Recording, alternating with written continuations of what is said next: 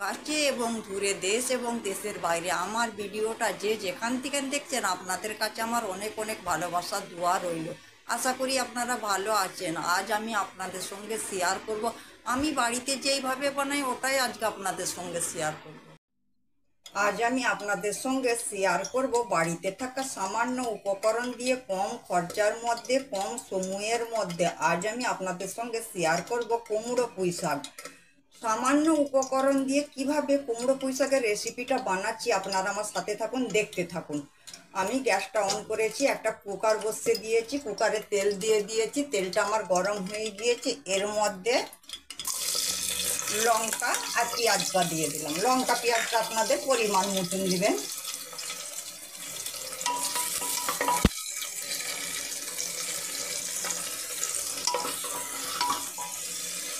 এর মধ্যে চিংড়ি মাছটাও দিয়ে দিলাম। কুমড়ো পুঁই শাকটা আমি চিংড়ি মাছ দিয়ে বানাবো। আমি এটা লাল করে নেবো হালকা। পেঁয়াজ, চিংড়ি মাছ, লঙ্কা আমার লাল হয়ে গিয়েছে। এর মধ্যে কুমড়ো আর পুঁই শাকের ডাঁটাটা আমি দিয়ে দিলাম।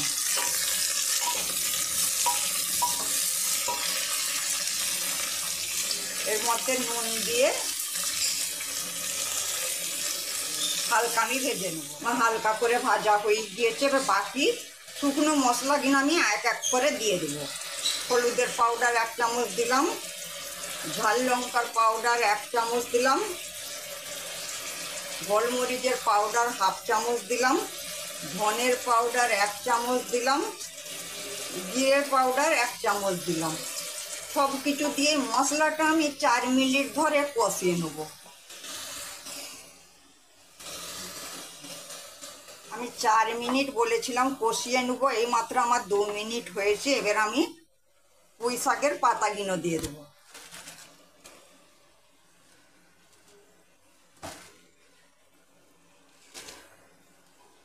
পুঁই শাকের পাতা দিয়ে আমি 2 মিনিট ভালো করে কষিয়ে নেব।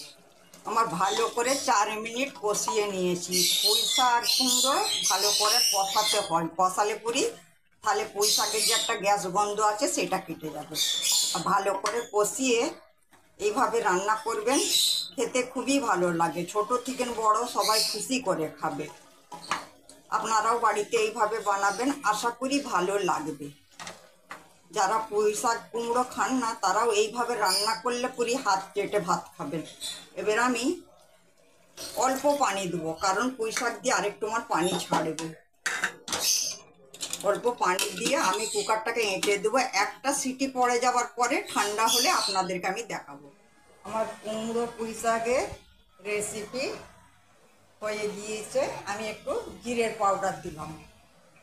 হয়ে গেলে নাবাবার সময় একটু জিরের পাউডার দিয়ে নাবিয়ে দিলাম। আমার কুমড়ো পুঁই শাক আর চিংড়ি মাছের রেসিপি পুরো রেডি। আমার কুমড়ো পুঁই শাক আর চিংড়ি মাছের রেসিপি পুরো রেডি।